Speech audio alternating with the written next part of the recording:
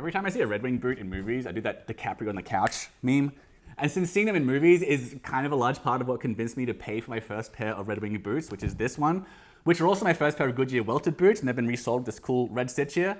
And because Red Wings are indeed worth all that money, it's actually a decent price for a boot that's made like this in America. I wanted to make this video of my favorite Red Wing appearances in movies in the hopes that I might convince just one guy out there to make this very worthy investment, because they really are worth it.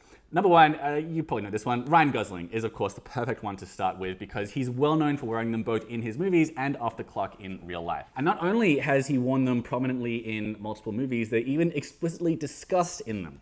Like in The Gray Man, if you see right here, he steals boots off of Chris Evans so that he's not John McClaning for the rest of the movie.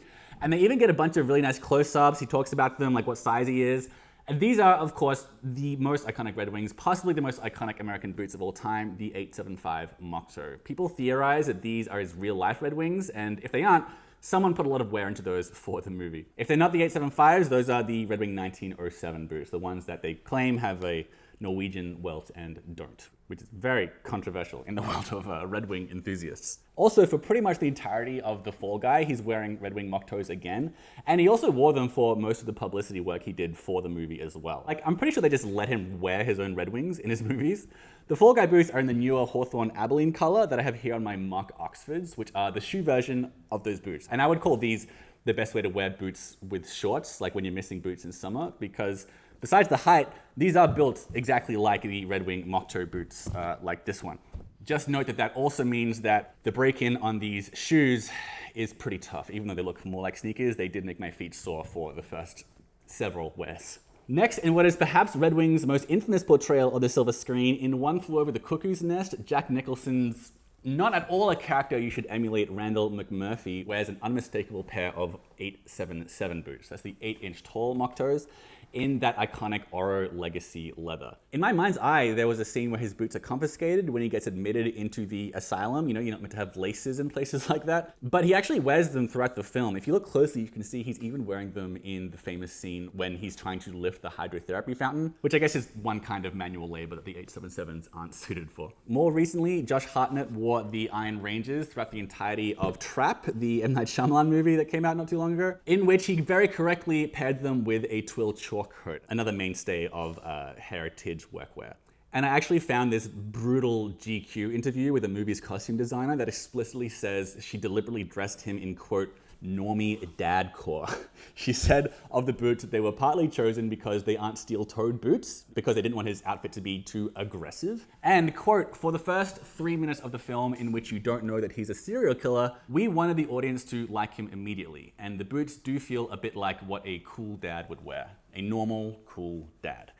So it's a bit sad to find that your favorite really, really cool boots are considered normie dadcore for basic suburban dads, but they're still good boots. The Todd Snyder chalk coat, by the way, was a nod to him being a serial killer called the Butcher, since butchers and other folks who work with their hands often wear chalk coats. Check out my video on styling chalk coats up here if you like that look and are a boring dadcore normie like I guess I am. Just gotta have some children. Now, just in case that last entry had you feeling like Iron Rangers are just worn by the most boring middle-aged white guys on Earth, Daniel Kaluuya as Chris, the main character in Get Out, is very much positioned against boring white middle-aged serial killers, and he wore Iron Rangers too. He donned these 8111 amber harness Iron Rangers, but he did make them less normal by wearing navy laces with them, so maybe that's the trick to making those boots cool and young. And this video could go on forever if I gave a lot of detail to every other time I've seen Red Wings in movies, so I'm gonna go a little bit faster now. Matthew McConaughey in Interstellar wears them on the farm. They get a bit of screen time when he's picking up books in Murph's room. Do not let him leave, Murph. Don't let me leave, Murph.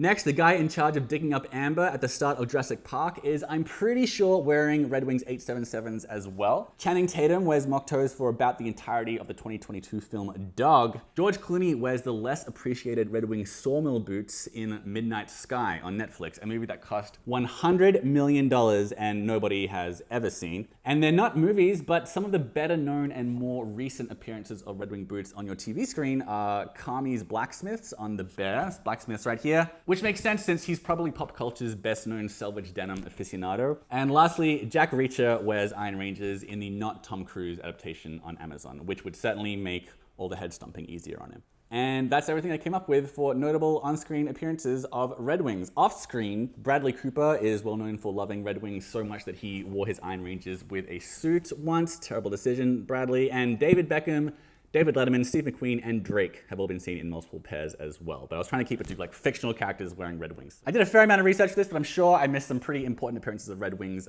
in movies. So let me know in the comments below what I missed. And otherwise, subscribe here for more content on men's boots and casual and durable footwear and menswear. I'll see you for the next one.